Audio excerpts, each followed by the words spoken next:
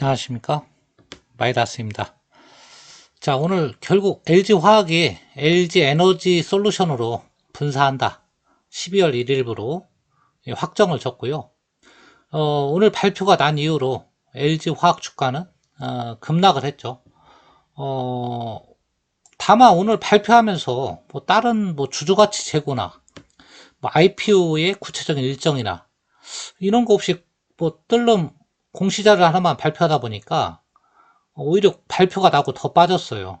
더 급락을 했고 한때 8%까지 빠졌는데, 그러면 LG화학이 인적 분할을 안 하고 물적 분할을 한 이유는 이제 명확해졌죠. 결국은 주주를 위한 것보다는 회사를 위한 선택을 했다, 이거고요. 그 다음에 LG화학에 돈이 없었다. 왜냐하면 이제 배터리 수조는 많이 받아놨고 공장이나 이런 건 더 져야 되는데 가진 실탄은 없고, 그렇다 보니까 돈을 향후에 땡기려면 물적 분할해서 100% 자회사로 줘야 내가 그 지분을 100%다 갖고 있고, 그럼 이 지분을 나중에 IPO에서 비싸게 팔 수도 있고, 전략적 투자가를 유치해서 유상증자도 할 수 있고, 뭐 부분적으로 조금 지분 팔 수도 있고 매각할 수도 있고, 여러 가지 선택 옵션이 있잖아요. 그러니까 회사 입장에서는 물적 분할하는 게 굉장히 유리했다. 오직 회사에 돈 땡기는 그 그것을 보고 분사를 결정했다, 이렇게 보시면 되겠습니다. 자, 결정된 건 결정된 거고, 참 이제는 주가가 문제예요. 주가가. 자, 이렇게 빠진 거에 대해서 여러분들이 자체가 하시거나 할 건 없어요. 물론 뭐 가슴은 아프지만 이거 다 당할 수밖에 없습니다.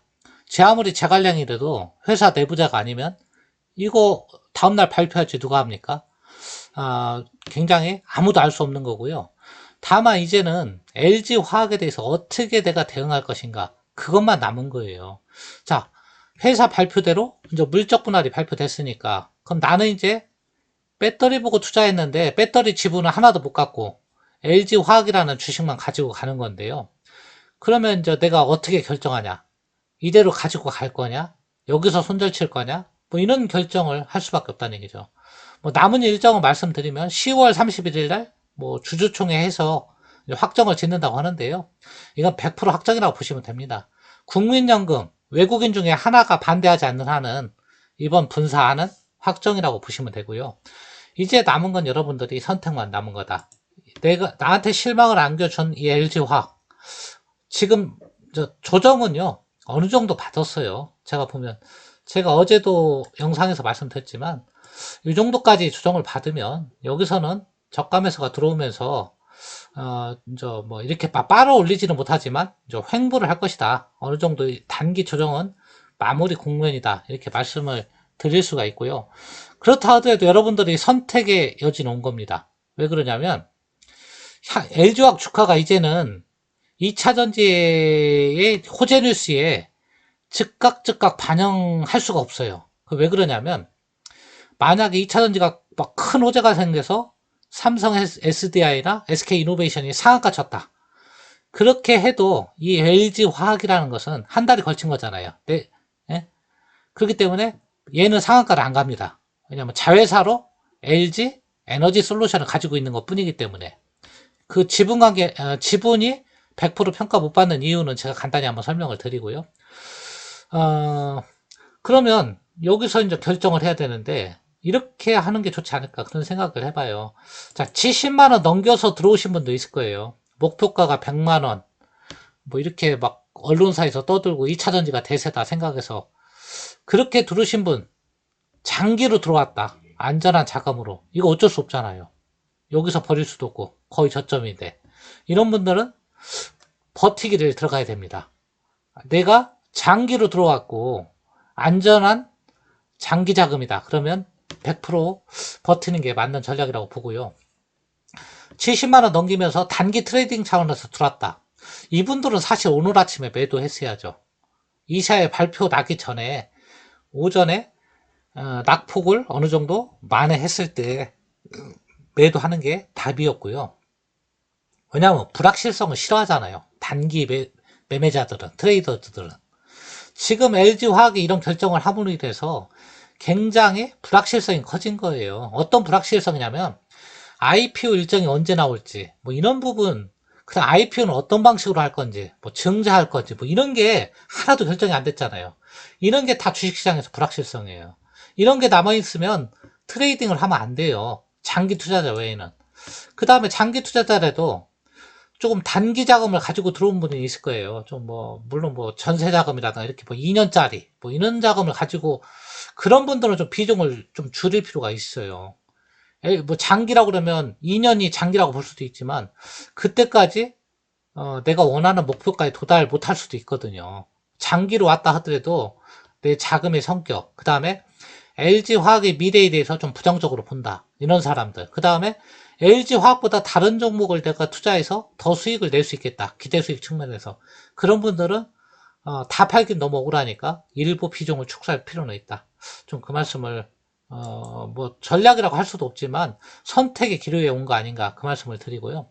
그 다음에 LG화학이 왜 이제는 다른 SDI나 SK이노베이션보다 더 주가가 탄력적으로 2차전지 뉴스에 반응하지 못하냐면 그걸 간단히 설명을 드리면 여러분들 주식은요 두 가지 이유로 소유를 합니다. 하나는 말 그대로 자회사를 내가 지분을 확보함으로 인해서 이거 팔 거 아니고 그냥 경영권을 가질 목적으로 보유하는 거고요. 말 그대로 그냥 단기 차익을 노리기 위해서 지분을 갖는 경우가 있어요. 근데 지분이 지금 같은 경우는 팔 지분이 아니잖아요. 그죠? LG화학이 LG에너지 솔루션을 지분을 팔려고 보유하는 게 아니잖아요. 그런 지분은 100% 평가를 못 받아요. 그것은 시장의 사례에서 여실히 보여주고 있고요. 대표적인 게 이거예요. 삼성생명. 삼성전자의 지분을 얼마 갖고 있죠? 9% 가까이 갖고 있잖아요. 그냥 26조 이렇게 가지고 있는데 시가총액이 12조예요. 그럼 여러분들 이상하게 생각할 거예요. 아니 가지고 있는 주식 지분만도 26조인데 그것도 삼성전자 하나만 왜 12조밖에 평가를 못 받느냐. 결론은 뭐다? 그 지분은 팔 지분이 아니기 때문에 그래요. 근데 얼마 전에 막 이게 움직였죠. 막 상한가 비슷하게 가고 그때는 팔지 못하는 지분이라고 생각했는데 팔 수도 있겠구나 생각해서 그때 급등했던 거예요. 그러니까 이거는 팔 가능성은 좀 있기는 이제 남아있죠. 그 다음에 제가 SK텔레콤 할 때도 그 지분 가치 얘기를 했을 거예요. SK텔레콤도 20조 넘는 지분을 가지고 있어요. 자회사. 하지만 그 지분을 팔을 게 아니잖아요.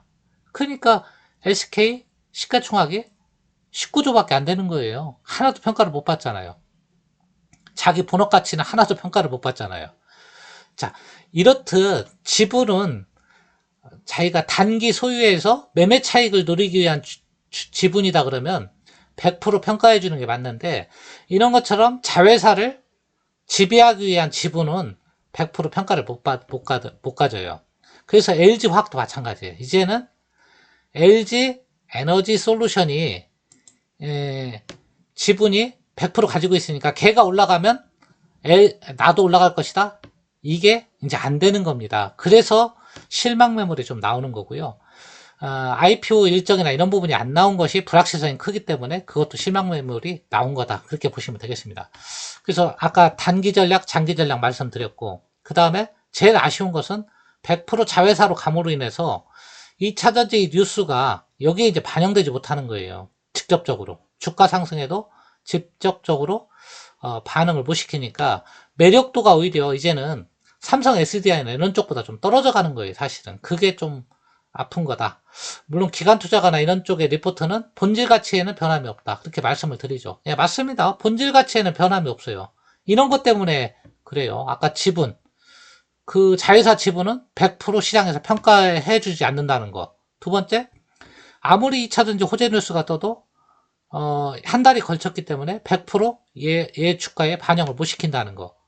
그 다음에 이렇게 주주를 좀 약간 실망시켰기 때문에 상당 기간 여기서 저점을 잡았다 해도 주식이 횡보할 가능성이 크다는 점. 뭐 이런 것들이 오늘의 이렇게 좀 실망 매물 플러스 여러분들이 이 주식을 가져갈 건지 아니면 여기서 비중을 줄이거나 던져야 될 건지를 결정해야 될 순간이라고 보는 거예요, 저는. 자, LG화학 이야기는 뭐 이 정도 하시면 여러분들이 어떤 결단을 내려야 될지 이런 것은 스스로 판단하시리라 믿고요. 자, 오늘 시황 간단히 말씀드리면 많이 빠졌죠, 제법. 오늘 재미없는 시장이고요. 개인이 연일 사고 있는데 왜 오늘은 방어를 못할까? 그런 생각도 들 거예요. 다 받아줬는데 5천억, 1조도 받아줬는데 개인도 유동성이 어느 정도 한계가 온 거예요. 제가 오늘 아침 뭐 문자 이런 걸 확인하다 보니까 뭐 증권사에서 신용이 다 소진됐다 이런 문자를 막 삼성도 받고 현대도 받고 막 다 받았어요. NH도 받고. 그 얘기는 뭐냐? 개인이 이제 신용 써서 땡길 만한 여력이 어느 정도 소진되어 가는 거예요. 추가적인 그러니까 유동성이 공급이 되지 않는 한은 개인 유동성도 거의 뭐 한계점에 온 거죠. 한없이 받아줄 수는 없잖아요. 그런 부분 때문에 오늘은 받아주고는 있지만 밑에서 그냥 받아주는 거지 지수까지 올리면서 받아 올리지는 못하는 거다. 그 말씀을 드리고, 그럼 오늘 지수가 왜 이렇게 빠지느냐? 별건 없습니다. 제롬 파월 때문에 빠진다고 하는데요. 뭐 제롬 파월이 뭐 나쁜 얘기 한 거 하나도 없어요, 사실은. 제롬 파월이 2023년도까지 제로금리를 유지하겠다. 그거 뭐 나쁜 거 있습니까? 전혀 없죠. 그러니까 귀에 걸면 귀걸이, 코에 걸면 코걸이에 사실은 나쁘게 해석하면 나쁜 거고 좋게 해석하면 좋게 해석한 건데 이건 나쁘게 좀 해석했죠. 왜냐하면 야 그거 말고 더 없어? 이렇게 시장에서 물어본 거예요. 그러니까 제롬 파월은 더는 없어. 나는 너희들한테 줄 게 더는 없어. 더 기대하려면 이제 공화당이나 민주당 의원들한테 물어봐. 그 얘기예요. 근데 지금 공화당과 민주당 의원들은 또 정치 논리가 거기에 개입돼 있어요. 재정정책 쓰는 데 있어서. 지금 대통령 선거도 앞두고 있지만 이번 대통령 선거할 때 주지사 선거도 한다고 그래요. 그래서 예산 지원을 하면 우리나라하고 논리가 똑같아요. 공화당 주지사들한테 유리하다 이거죠. 그런 것 때문에 서로 줄다리기를 하는 것 같은데, 자, 그렇다 하더라도 미국이란 사회는 그래도 어느 정도 대화와 타협이 좀 보편적으로 이루어져 왔잖아요. 그러니까 잘 좋은 쪽으로 해결되리라 보시면 될 것 같아요. 그래서 지수는 그냥 단기적으로 좀 조정받는다 이렇게 보시면 되겠고, 오늘 뭐 미 선물도 이렇게 어제 막판에 그렇게 빠지진 않았지만 막판에 좀 빠진 부분하고 오늘 아침까지 선물이 약세로 이렇게 가다 보니까 뭐 지수 낙폭을 크게 회복하거나 그럴 것 같지는 않아요, 오늘. 예, 그렇지만 아까 제가 누누이 말씀드리지만 근본적인 시장의 방향이 상방에서 바뀌지 않았다고 하면 가는 겁니다. 정고점 얼마 안 남았고요.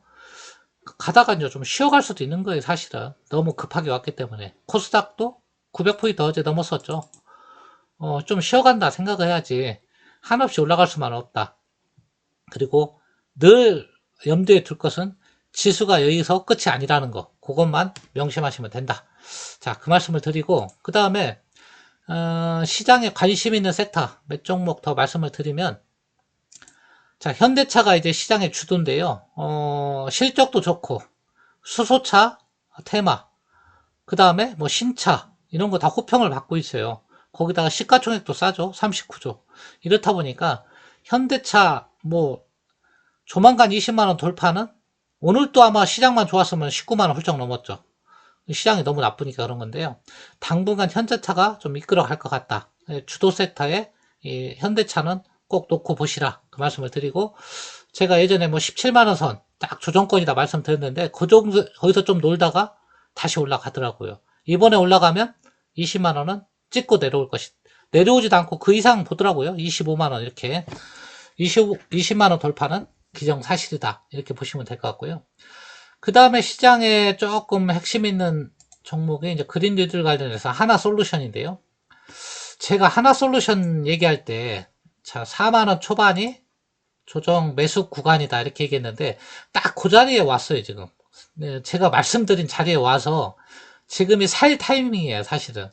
근데 여러분들이, 그때는 없었고, 지금은 생긴 뉴스가 하나 있어요. 그게 뭐냐면, 미국에서 니콜라가 사기 보고서에 지금 휘말려 있잖아요. 그래서 미국 어디에서 지금 조사까지 지금 나온다고 그래요.